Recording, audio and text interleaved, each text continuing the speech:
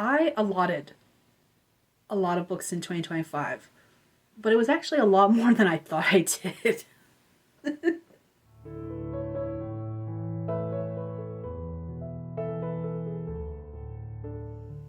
Hey Dragonlings, welcome back to my channel. If you're new here, my name is Skye. I'm a fantasy author who typically writes paranormal romance. I'm named SD Hegyes, and today I'm going to be doing a book haul for you. I haven't done one of these in so long that I just decided that I was going to do a book haul for all of the books I got in 2025. And at first I thought I only got like 5 or 6, maybe 10. It was much more than that because there are several there's several books that I thought I got in 2024 where when I looked back and started like putting my piles together, I was like, oh, I got this in 2020. Oh, I got this in 2025 as well. Oh, I got this one in 2025. Oh no. And so I have a lot of books to show you. We're only going to be going over the physical books. If I went over the ebooks I got, we would be here for all day. So we're just going to go over the physical books, and there's a lot of them. And then the last thing I want to mention is that these were obtained in various ways. Some I purchased, some were gifted to me, some were through exchanges, and others are from like little free library opportunities. So let's go ahead and get into this, and I will show you all the books I got in 2025. These are not going to be in any particular order. I don't know a lot about some of these. I know a lot more about some of these than others. I will try to link all of the books that I talk about in the description below so that you can check them out if you are interested in them. So let's go ahead and get started. The first book is The Sacrifice. This is by Rin Chipeko. I am probably butchering the name and I apologize. I'm going to do that with a bunch of books. I can already tell you that. I believe this is a YA horror book. I've actually been wanting to check out this author before.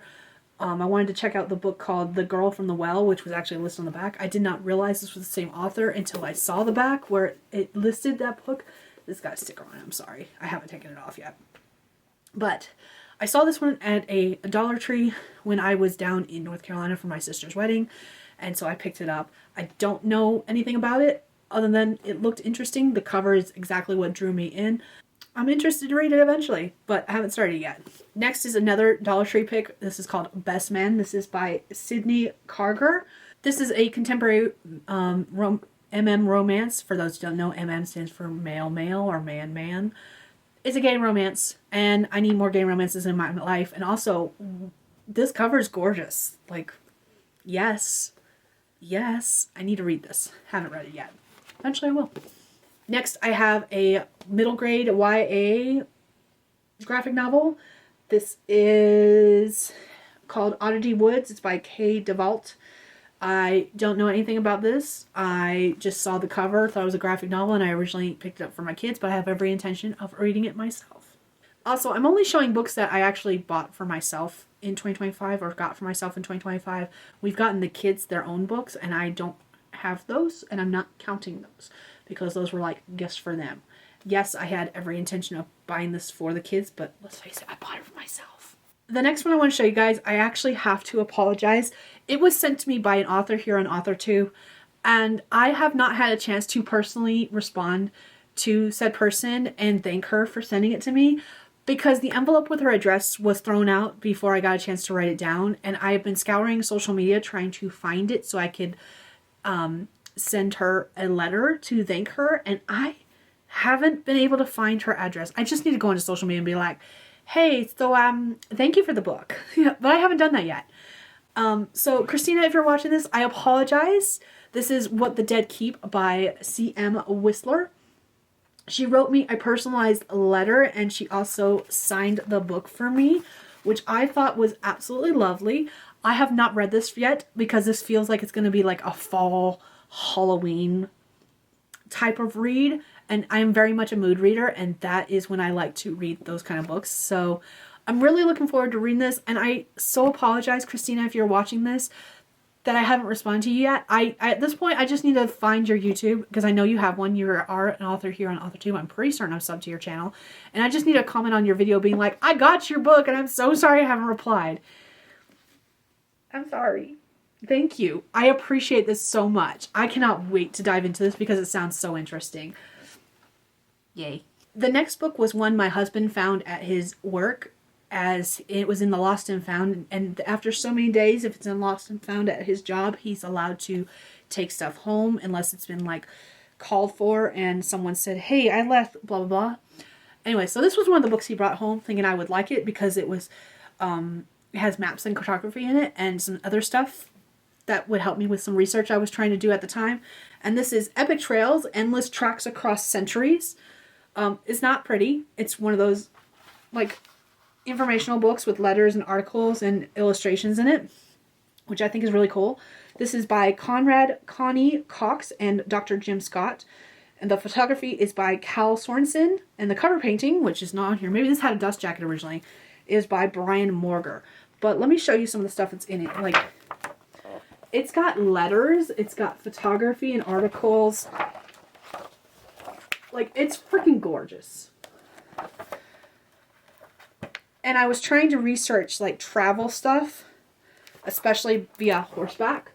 So this will be great to read when I'm ready to research that some more. And he thought I would enjoy it. I really appreciate that he brought it home for me. The next several books are storybooks. These were from a series that I remember having as a kid and growing up. I don't think I have copies of them anymore. If I do, they're still boxed up somewhere at my parents' house probably. So I saw these at like a little free library. And I couldn't help it. I had to grab them. I have every intention of reading them and then basically returning them back to the little free library. I have not read them yet because I wanted to do this video first before I read them. And that is, all these books are from a series called Magic Castle Readers. The first one I got is A Color Clown Comes to Town, a book about recognizing colors. Let me know if you've read any of these kind of books, because I used to love these as a kid, and there are so many of them. And I only have like 4. Monster-munchkins Special Day. I think these are all by various different authors, and they're not even credited on the cover, so I couldn't tell you who these individual books are by. The Biggest Snowball of All. Monster-munchkins Special Day is a book about special occasions. This one is a book about sizes. Like, they all had different themes. A Pocket Full of Pets, a book about finding a pet. And the last one I got was Ice Cream Cows and Mitten Sheep, a book about what farms make. The next books I got are all part of the same series in the same world. I remember being obsessed with these as a teenager in high school, but I never did finish the series. There's a lot of inspiration in these books for some of the stuff I write these days that I haven't published yet, a lot of my more epic fantasy. But that is The Inheritance Cycle by Christopher Paolini. I do not know how to pronounce his name. I am so sorry, Christopher. But I've got Aragon, which is the first book in the series of The Inheritance Cycle. Eldest. I hate that it's got this sticker on here. I hate that so much. Brisingar, which is book 3. Inheritance, which is book 4. I love the floppy paperback. So, Inheritance, book 4. And then the newest one, which started me getting the series again, which is Murtagh. Murtagh. I've already said Murtagh. And one of the reasons I wanted this series, I wanted this as a box set, and if I'd gotten the box set, the actual box set, it probably wouldn't have the stickers on the end. It connects as an actual picture. Like, I love it when books do this. I love it when they have a continuous image across the books. It's fantastic. Like, look at that. It's beautiful. So yeah, I am a little sad. Murtagh doesn't match. But Murtagh is the start of a new series in the same world, a new cycle. So maybe if more books come out in this series, if it's not a standalone, if it turns out he's got more books in the work, maybe they will match. And as long as they match, I'm happy. Also, I remember being upset when these books came out because Aragon and Eldest had the same title pattern.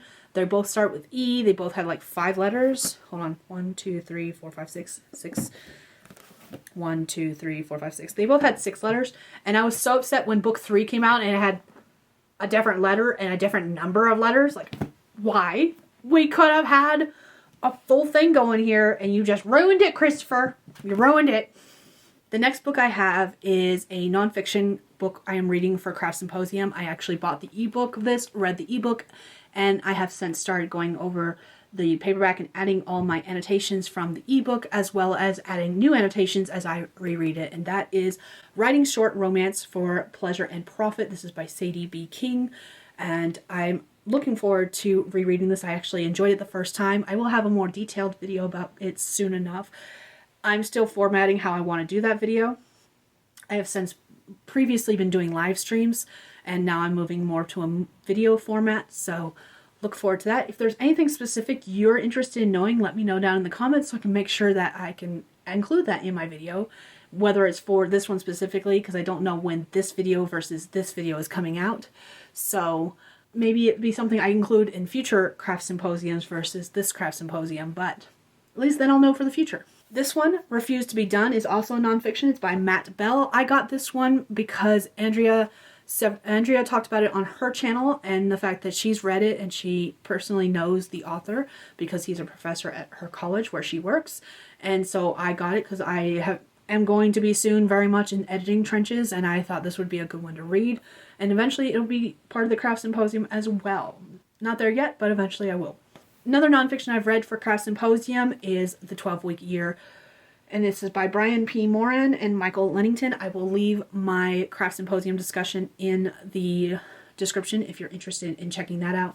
And yes, I did tab it this much, and I had lots more notes than was just what you see here. But I had lots of thoughts when I read this, and you can see all those thoughts in the craft symposium discussion. Next was another book I got from a little free library, and that is Hocus Pocus and the all-new sequel. It's hardcover. I'm not a fan of hardcover, but I can't complain because I got it from the little free library. I didn't realize, even though it says it in the title, don't ask me why, my brain did not click that it was both the original and the new one. For some reason, I thought it was just the new one, and then I started reading and I was like, why are we getting details about the first one? Because I'm an idiot, that's why.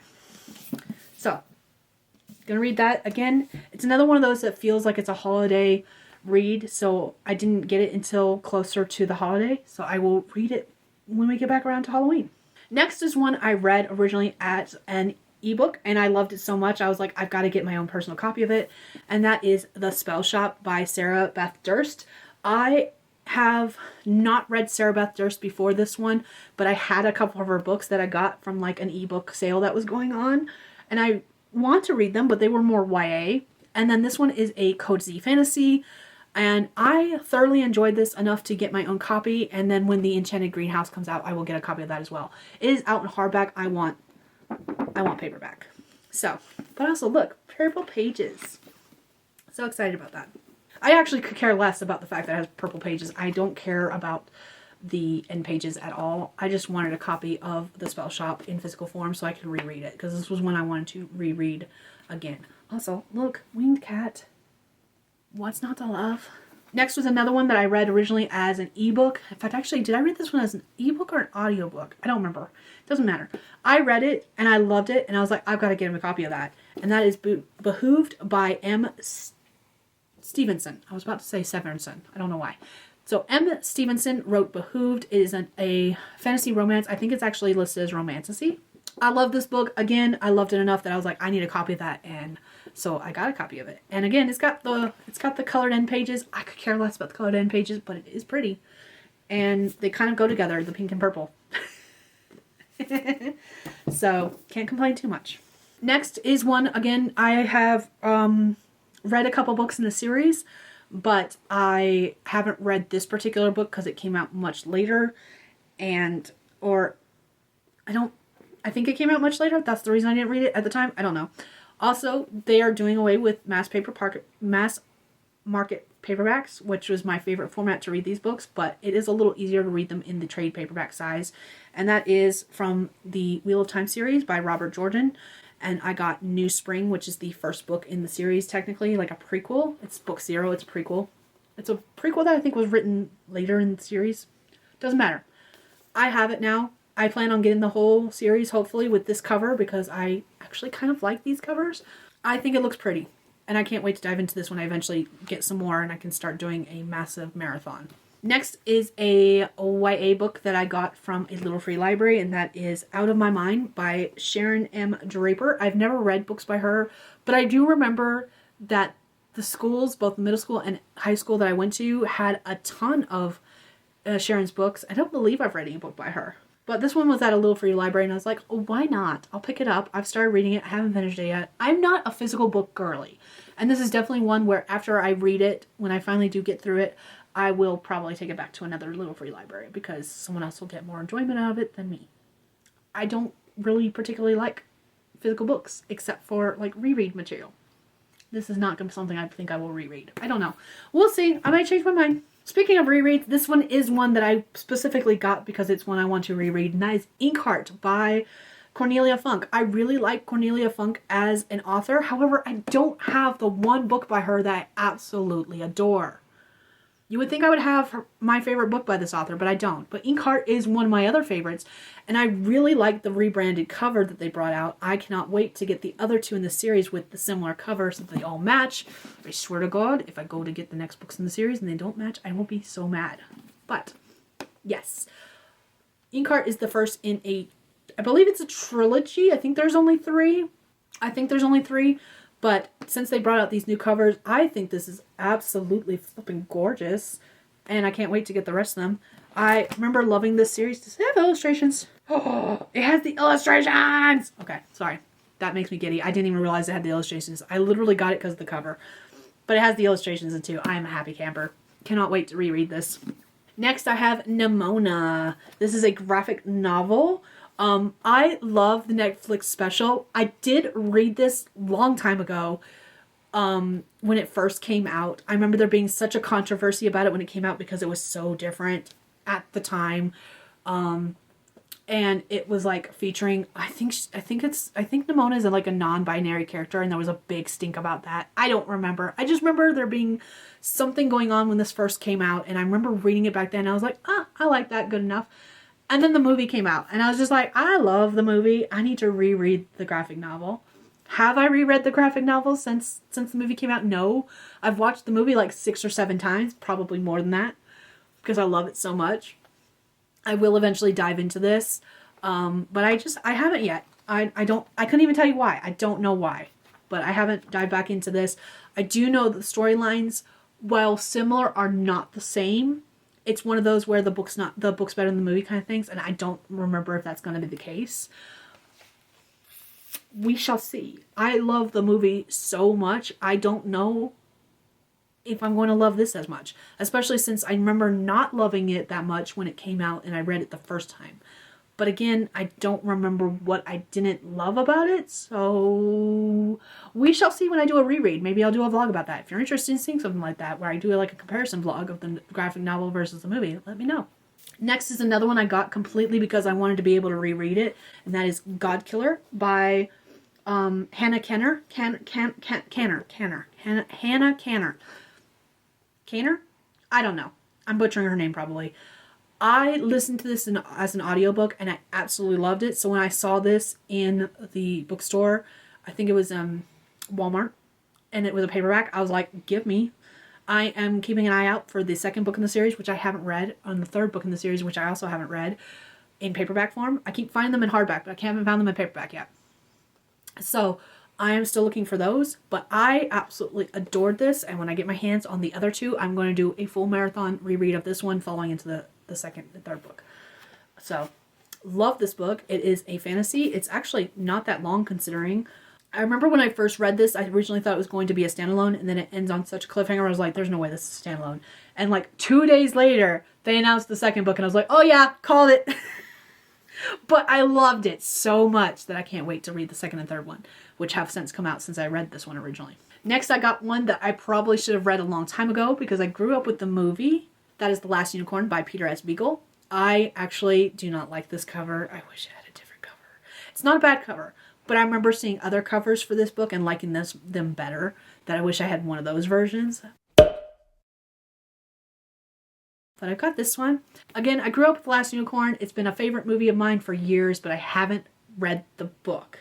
I have started reading this, and it is so much like the movie that it feels like they used this as a script for the movie, because some of them, like, I have watched the movie so many times, I have some lines completely memorized, and I'm reading this book and seeing those lines, and I'm like, did they use the book as a script? But it's throwing me off so much that I haven't been able to complete the book.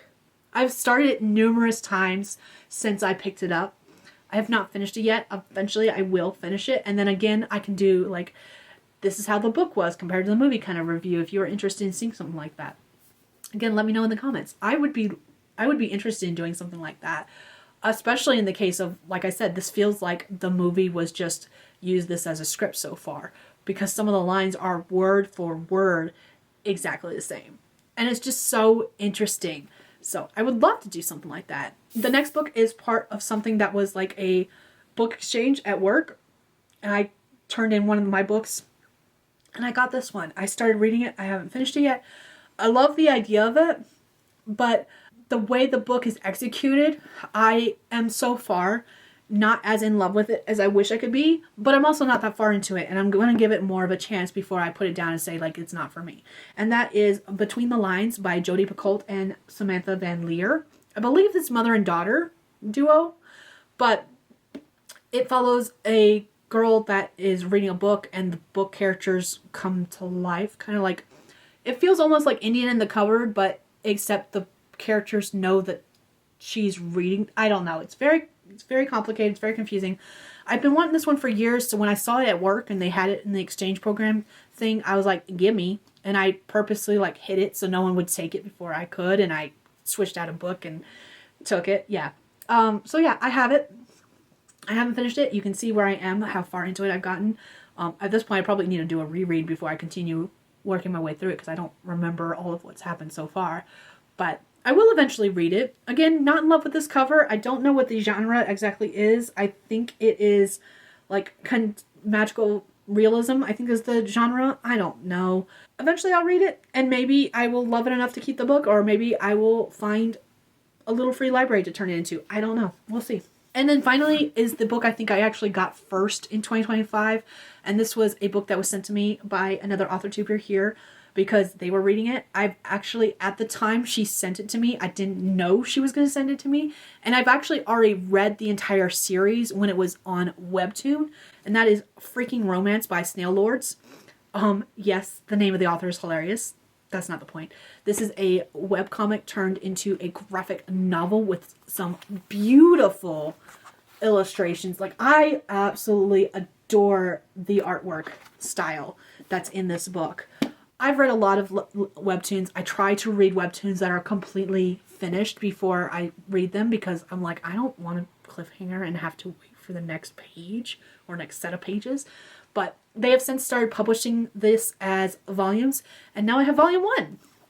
This is another one I have actually read the whole thing but I will get the rest of the volumes for my collection.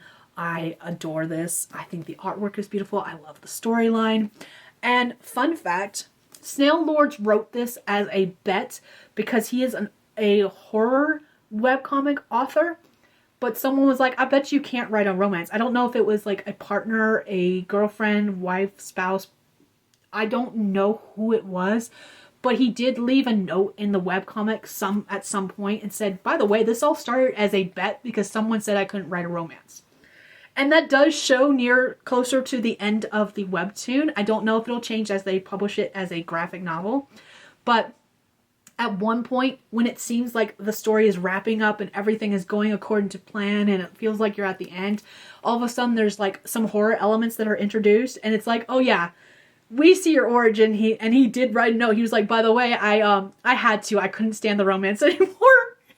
It's still very much a romance, don't get me wrong.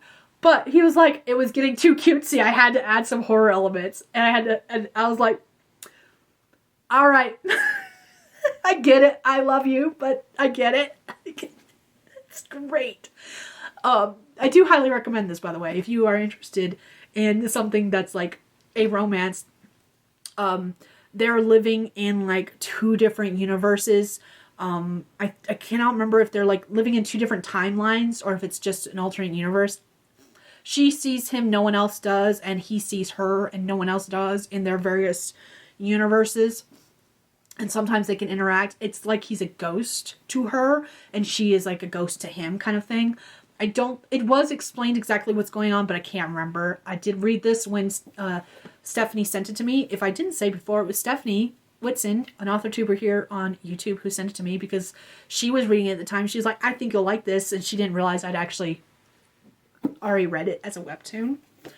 So yeah, Thank you, Stephanie. I love it. I did read it when she sent it to me, and I will probably, when I get the next volume, I'll just, as I get more volumes, I will reread the entire thing and just do a marathon because I love it so much. And thank you, Stephanie, because I absolutely adore it. So there you have it. Those are all the books that I obtained in 2025. If you've made it this far in the video, feel free to leave me some kind of money emoji because some of these books I paid for, while others I didn't. And my question for you today is, what book have you obtained in 2025? Whether it was one that you were really looking forward to and you got because you wanted it, or it was just something you got as a whim, whether through purchasing or through another opportunity. Anyways, that is all I have for you guys today, and I will see you all in my next video. Bye, Dragonlings.